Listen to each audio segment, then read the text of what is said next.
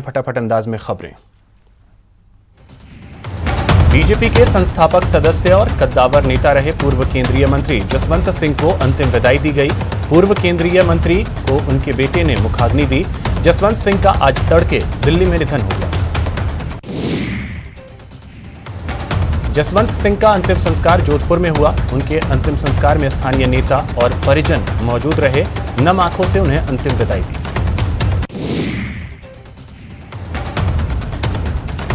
जसवंत सिंह के निधन पर प्रधानमंत्री नरेंद्र मोदी ने दुख व्यक्त किया है।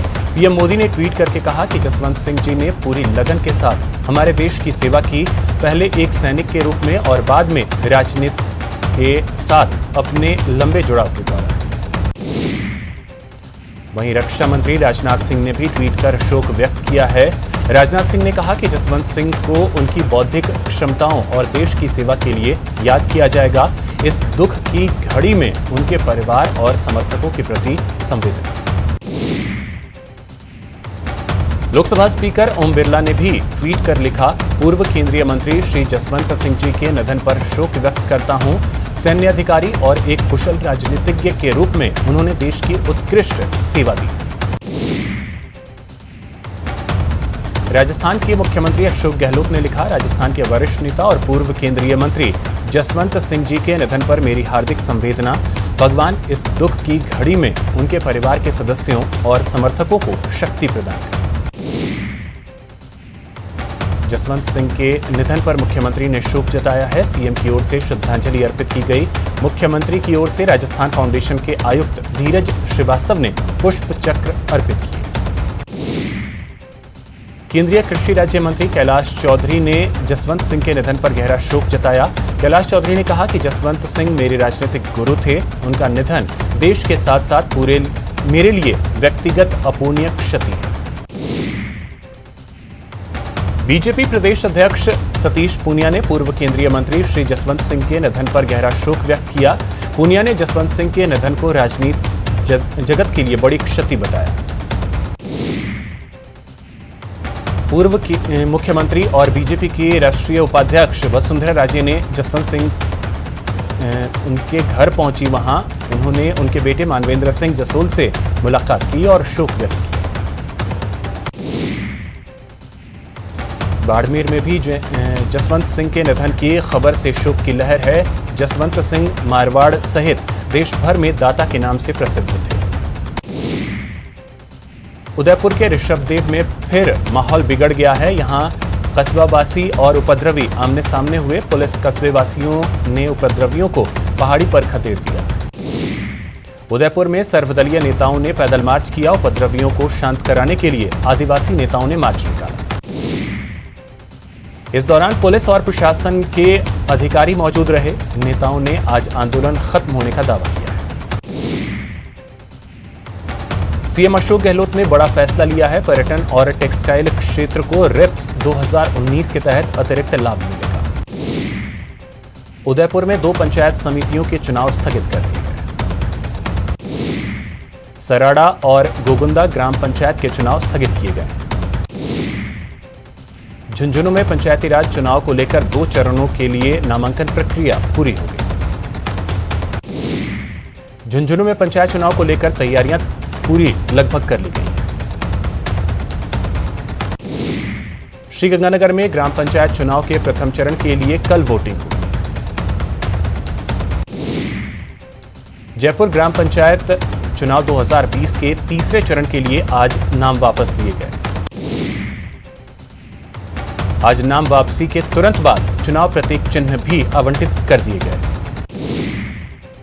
भरतपुर के कामा में कल होने वाले पंचायत चुनाव को लेकर मतदान दलों को अंतिम प्रशिक्षण देकर रवाना किया गया। करौली में नवसृजित मासलपुर पंचायत समिति की 18 ग्राम पंचायतों में पंच सरपंच के लिए सोमवार को मतदान होगा। अजमेर जिले में पंचायत चुनाव के पहले चरण के लिए कल मतदान होगा। अलवर में 40 ग्राम पंचायतों के चुनाव के लिए मतदान कर्मियों को रवाना किया गया। मतदान कर्मियों को कोरोना बचाव किट भी मुहैया कराई गई। दौसा में पहले चरण के लिए मतदान कल होगा। पोलिंग पार्टियों को रवाना किया गया।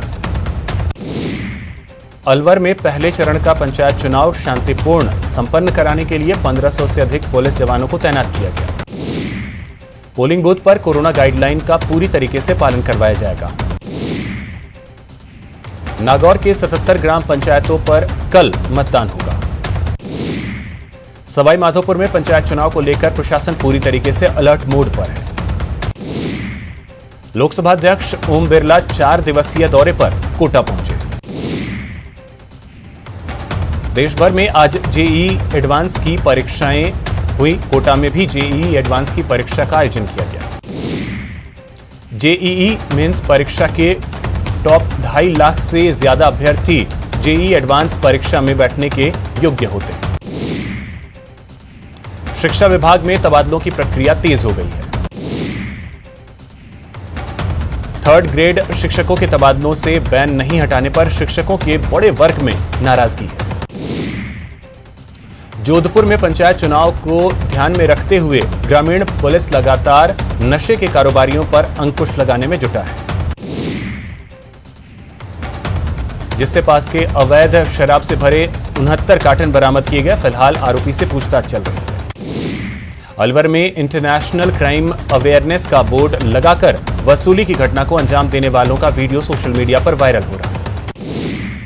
इनके वाहनों पर QRT भी लिखा रहता है और ये लोग नीली और ब्लैक वर्दी में, कमांडो की वर्दी में कहीं भी पहुंच जाते हैं और वसूली करते हैं। अलवर के बानसूर थाना क्षेत्र के चतरपुरा गांव में 2 पक्षों में जमकर मारपीट हुई।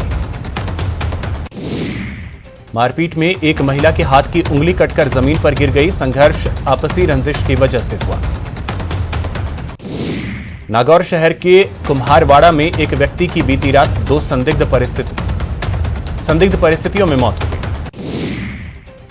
पुलिस ने शव को जेएलएन अस्पताल की मोर्चरी में रखवाया। भरतपुर के लखपुर पुलिस ने दुष्कर्म के मामले में फरार चल रहे आरोपी को गिरफ्तार कर लिया। कोटा के मंडाना थाना क्षेत्र में पेट्रोल पंप पर लूट की वारदात को बदमाशों ने अंजाम दिया। पेट्रोल पंप पर लूट की सूचना मिलने के बाद मंडाना थाना पुलिस मौके पर पहुंची और जांच में जुट गई। कोटा में फायरिंग कर कांस्टेबल को घायल करने की गुत्थी अब कांस्टेबल की चुप्पी के चलते उलझती जा रही है। प्रतापगढ़ की राठाजना थाना पुलिस ने एक युवक को अवैध पिस्तौल के साथ गिरफ्तार किया। बारा के मांगरोल कस्बे को रामगढ़ से जोड़ने वाले पार्वती नदी की पुलिया पर 2 युवक मोटरसाइकिल समेत बह गए। दोनों शवों को एसडीआरएफ की टीम ने रेस्क्यू किया। बारा में सरकारी अस्पताल के एम्बुलेंस के खराब होने का खामियाजा एक प्रसूता को भुगतना पड़ा।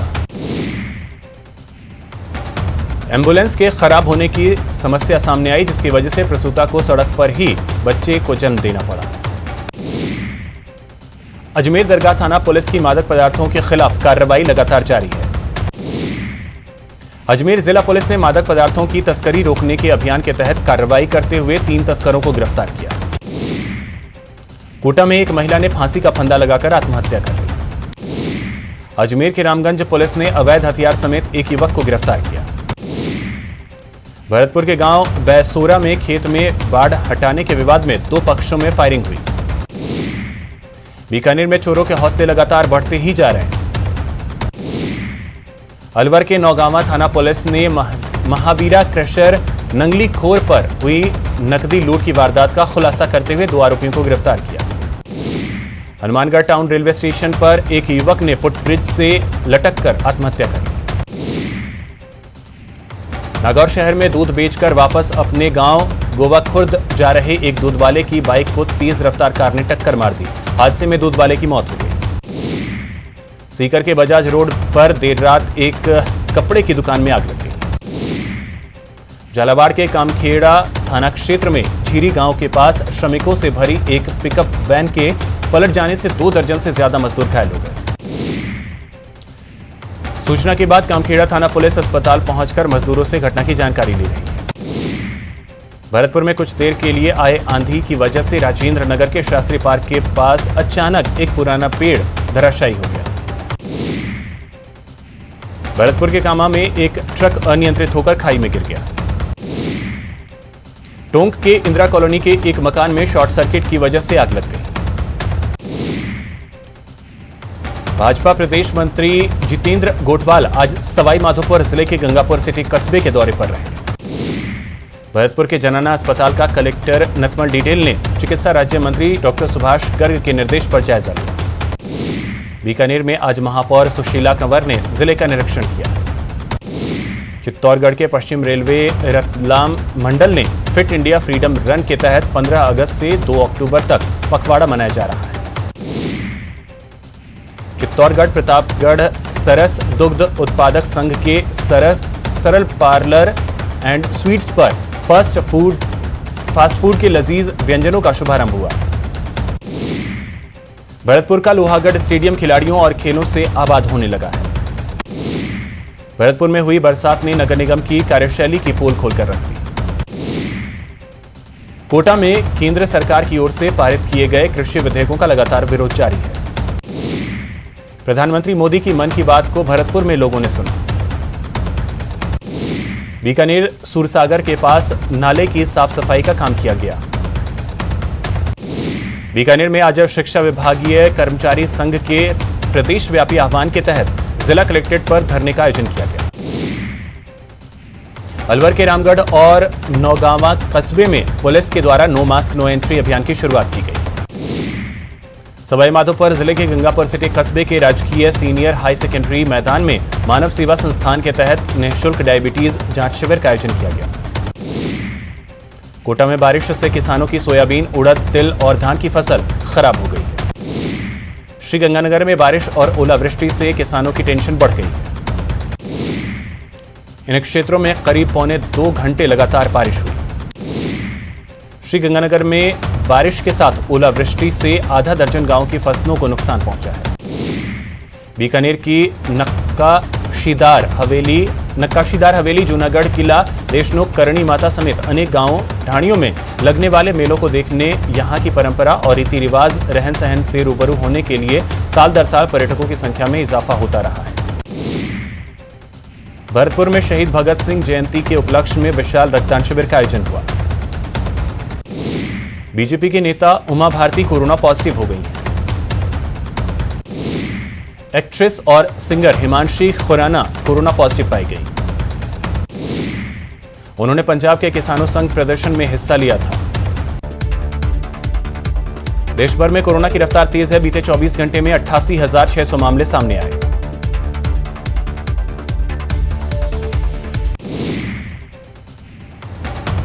नए मामले आने के बाद कुल मरीजों का आंकड़ा 59,92,533 तक पहुंच गया। राजस्थान में कोरोना के 1,28,000 से ज्यादा मामले सामने आ चुके हैं। प्रदेश में अब तक कोरोना से 1,441 लोगों की मौत हुई है। करौली में कोरोना के 6 नए मामले सामने आए हैं। कोटा में कोरोना के चलते भयावह हालात बनते जा रहे हैं। कोविड अस्पताल में भर्ती ज्यादातर मरीजों को हाई ऑक्सीजन फ्लो की जरूरत पड़ने लगी है। बारां जिले में कोरोना वायरस संक्रमण के बढ़ते प्रभाव को देखते हुए जिला कलेक्टर ने जनता कर्फ्यू लगाने की घोषणा की। पीएम मोदी ने मन की बात कार्यक्रम में किसानों की जमकर तारीफ की। प्रधानमंत्री ने कहा कि बीते कुछ समय में इन क्षेत्रों